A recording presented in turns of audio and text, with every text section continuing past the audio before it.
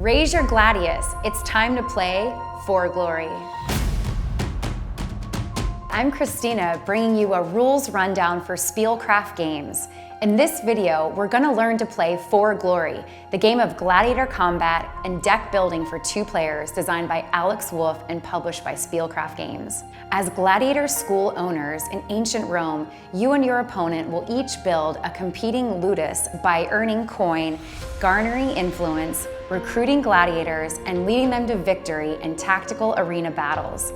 The first player to win 6 or more glory by defeating their opponent in arena battles will emerge victorious and forever be remembered as one of the greatest Lannisters of all time. Setting up the game. Let's set up the game for glory. First things first, sit across from your opponent. Start by finding the 3 supply decks. They are identified by icons in the top right corner of each card and named Economy, Gladiator, and Training. Shuffle each of the 3 supply decks and place them face down next to each other off to one side like this. Flip the top 3 cards of each supply deck face up and display them like this. These 9 cards form the supply. Shuffle the deck of arena cards, which can be identified by the word arena printed on the front, and place 2 arena cards face up between you and your opponent. Place 1 reigning champion token on each of them. These are the 2 arenas known as the Fleeting Glory arenas. Now place the remaining arena cards face down next to them like this. Now flip the top arena card face up. This will be the Lasting Glory arena deck, and the top card is the first Lasting Glory arena. Place 1 glory token on each Fleeting Glory arena and place 2 glory tokens on the Lasting Glory arena. Now the table should look like this, with the supply decks on one side and the Lasting Glory arena deck on the other side, and the Fleeting Glory arenas in between. Now take the boast cards that look like this and place them face up next to the Lasting Glory arena deck in order from 6 on top to the 2 numbered 24 on the bottom. Give each player a player board and starting deck. The starting decks are identical, except for one has a starting deck icon for player 1 and the other one has a starting deck icon for player 2. Have each player shuffle their starting deck and place them face down in front of their player board in the area labeled deck. Give each player 5 coin tokens. Place them next to each player's player board in the area labeled coins. Place the remaining coin tokens along with the remaining glory tokens and all of the damage tokens in piles off the side near the boast cards. Now each player should draw a hand of 7 cards from their deck to create their hand. Setup is complete and you're now ready to play for glory. May the best Lannister win the day and the glory. Immerse yourself in the sands of the arena as a gladiator school owner. Now let's learn the game flow of For Glory. We'll start with what's probably the most important rule. Cards in For Glory have text that alters the rules of the game. If the text on the card contradicts the rules in this video or the rulebook, the card text wins. The last player to have touched sand goes first. Give the crowd's favorite token, the cool helmet, to the second player. For Glory is split into 2 phases that alternate back and forth until one player has earned at least 6 glory, thus achieving victory. The game begins in the machinations phase, which represents the time between the gladiatorial contest. This is when you'll increase your income and garner influence by gaining patrons. You'll also recruit new gladiators, train them in new tactics, and assign them to fight in arenas. When the bloodlust of the people becomes insatiable, the game shifts to the arena phase. This is when you'll control your gladiators in combat in various arenas. You'll also execute tactics and reactions from your hand to keep your opponent on their toes. A well-prepared ludus stands the best chance at earning glory, so careful preparation during the machinations phase will set you up for success. But ultimately, victory depends on how skillfully you use your cards during the arena phase. The machinations phase. Let's take a look at the machinations phase first. During the machinations phase, players take turns, and each turn consists of 6 steps. Step 1, ready patrons and arenas. You'll skip this step on the first turn of the game since you don't have any patrons or arenas yet. However, on future turns, some of your patrons and arenas may be exhausted at the start of your machinations turn. To ready them, simply turn them vertical relative to yourself. Step 2, take actions. This is where most of your turn takes place. There are 3 actions that you can take. You can take these actions in any order and as many times as you're able with the cards at your disposal. The buy action allows you to pay coins to add a card from the supply to your discard pile. A card's coin cost is printed in the scroll in the bottom right corner of the card. Pay the cost by discarding income cards from your hand with a total sum value at least equal to the card's cost. You can always use any number of your coin tokens to help pay all or part of any coin cost. Simply return a coin token to the supply when you use it. Then add that card to your discard pile. Each income card's value is printed in the text box and in the top left corner as part of the card type icon. A coin token is worth 1 coin. When buying new cards, don't reveal any new cards from the supply decks yet. You'll do that towards the end of your turn. The play action allows you to play a card from your hand. Different types of cards are played in different ways. As indicated by the icons under the play section of your player board, you can only play certain types of cards during the take action step of the machinations phase. They are Gladiator, Patron, and Scheme cards. When you play a Patron card, place it into your villa. This is the area to the left of your player board. The Patron will stay in your villa for the rest of the game. Patron cards grant you influence as indicated by the number of influence icons in the Patron's text box. You need influence to have gladiators in play. Most patrons grant 1 influence. Your total influence is equal to the number of influence icons on ready patrons in your villa. When you play a gladiator card, place it into one of the 3 arenas. Only 1 fleeting glory arena, those denoted with the reigning champion tokens, can have gladiators in it at any given time. So if there is already at least 1 gladiator in a fleeting glory arena, the other fleeting glory arena is off limits. Each gladiator has an influence requirement indicated by the number of influence icons below the card type icon in the top left of the card. The total influence requirement of all of your gladiators combined can never be greater than the total influence granted by your patrons. If playing a gladiator would cause the total influence requirement of your gladiators to exceed the total influence granted by your patrons, you cannot play that gladiator. If a card effect causes a patron to become exhausted, that patron no longer grants influence as long as it is exhausted.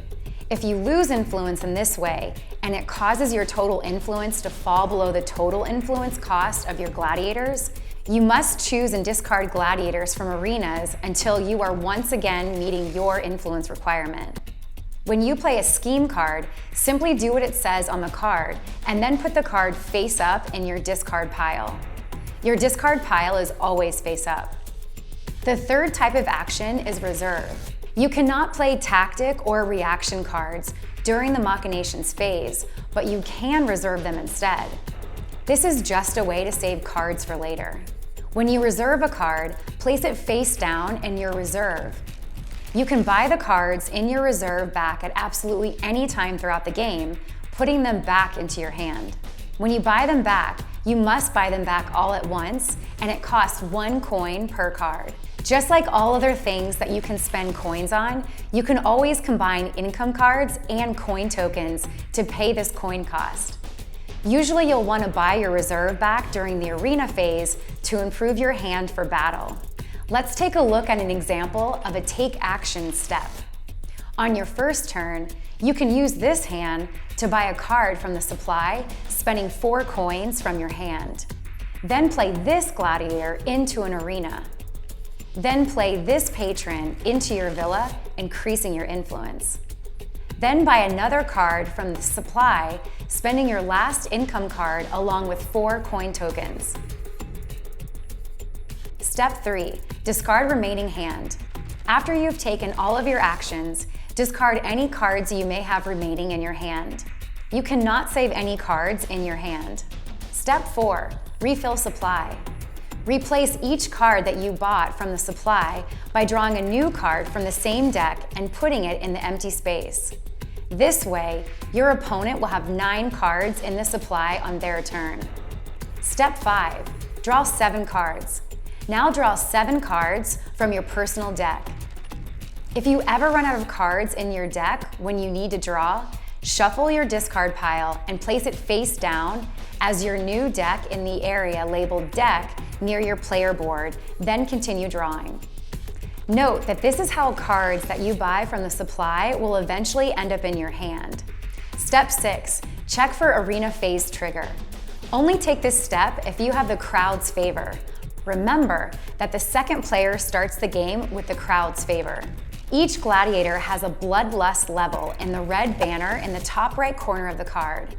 Each boast card also has a bloodlust requirement.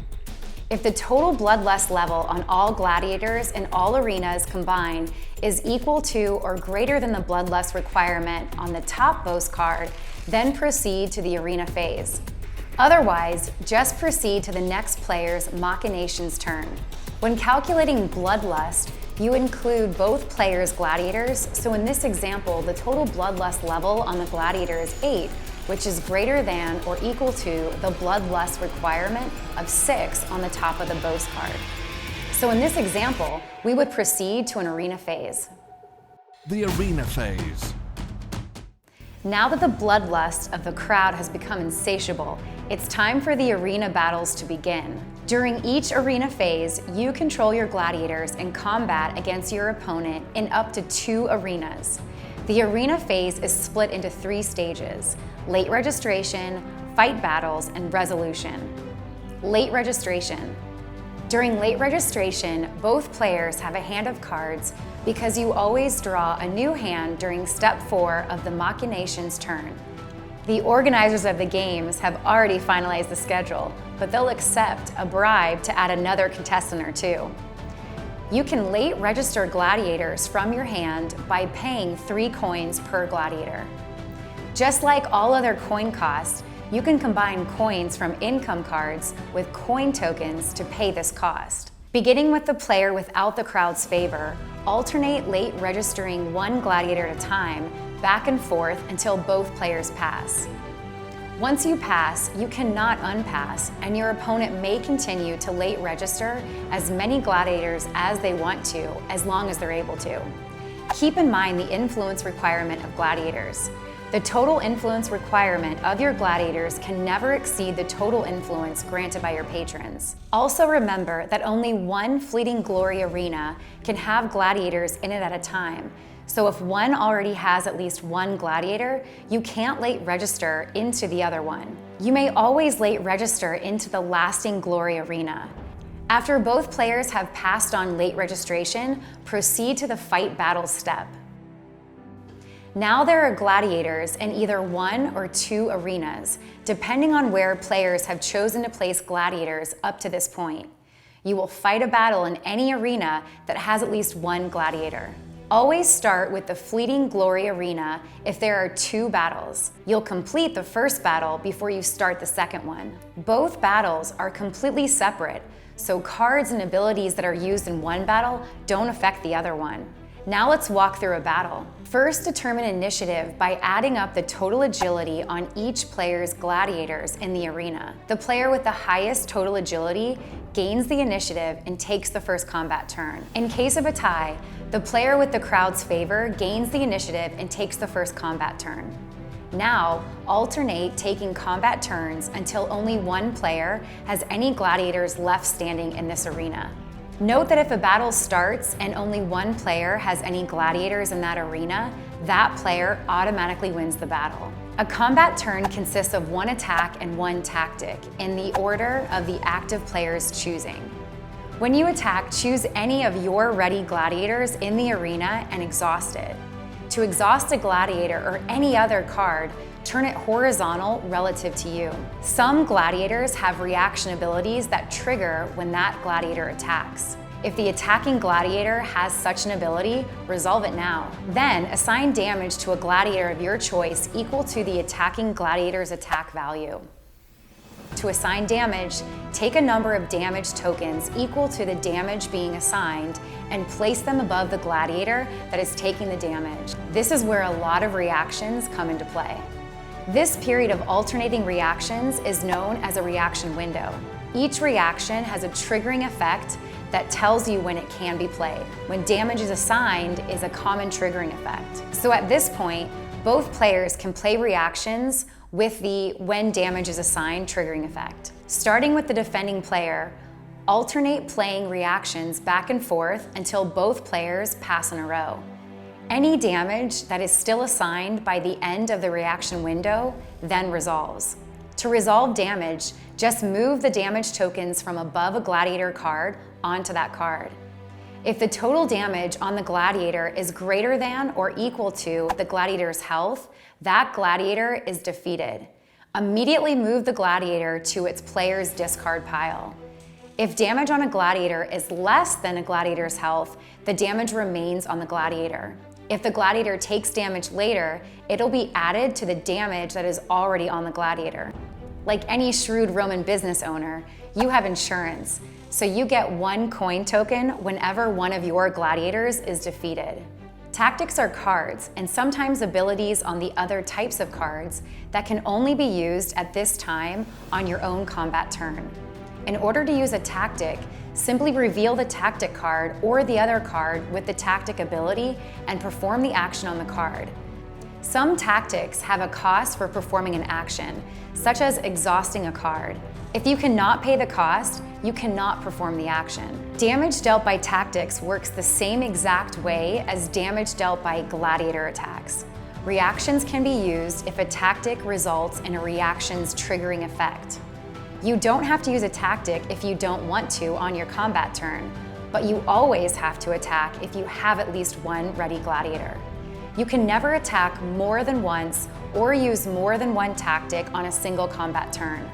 Remember that you can buy your reserve back at any time. You can buy your reserve back into your hand by paying 1 coin per card right when you need a card from it. Remember also that you need to buy the whole reserve back at once. Now your opponent goes through the same steps to take a combat turn. Alternate taking combat turns until both players pass in a row. You always have to attack on your combat turn if you have at least 1 ready gladiator, so you can only pass when all your gladiators are exhausted. However, you may still use a tactic on your combat turn when all your gladiators are exhausted, so you don't necessarily have to pass. Once both players pass in a row, ready all gladiators in the arena and redetermine initiative, just like at the beginning of the battle. The only difference is that now some gladiators have been defeated and other gladiators are damaged. Defeated gladiators are no longer in the fight, so their agility doesn't count, so the initiative might go to the other player this time around. Continue alternating combat turns, starting with the player who has the initiative until 1 player's last gladiator is defeated. Once a player's last gladiator is defeated, the battle ends immediately, and the player who has at least 1 gladiator left standing wins the battle. When you win a battle, take the glory token or tokens from the arena card. If you now have 6 or more glory, you have won the game. You could win the game after a fleeting glory arena battle, in which case you wouldn't fight the ensuing lasting glory battle, even if there are gladiators in the lasting glory arena. After winning a fleeting glory arena battle, move the reigning champion token to your side of the arena. For the lasting glory arena, take the arena card and put it in your villa. Then flip the next lasting glory arena in the deck face up. As long as you have an arena card in your villa or the reigning champion token on your side of the arena, you have access to that arena's ability.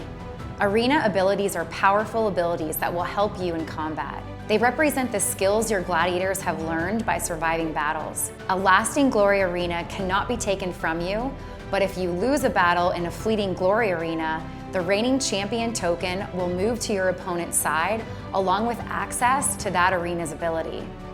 Resolution.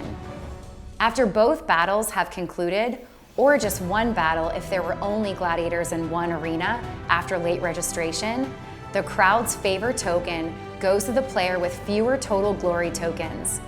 In the case of a tie, the crowd's favor token does not move.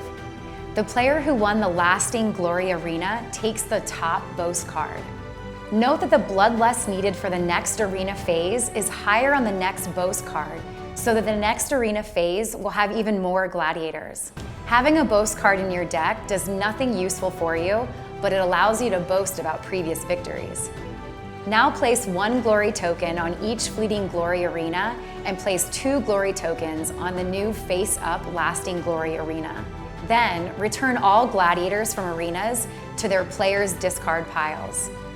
Finally, each player refills their hand to 7 cards without discarding. If you already have 7 or more cards in hand at this time, don't draw any new cards, but you also don't have to discard anything. After that, return to the machinations phase. Machinations turn order is not interrupted by the arena phase, so the player who did not take the last turn before this arena phase will take the first turn after the arena phase. The game continues like this until one player has won at least 6 glory, going down in history for all to remember. And that's how you play for glory. If you have any questions about specific rules while playing, the reference section at the end of the rule book should have the answer.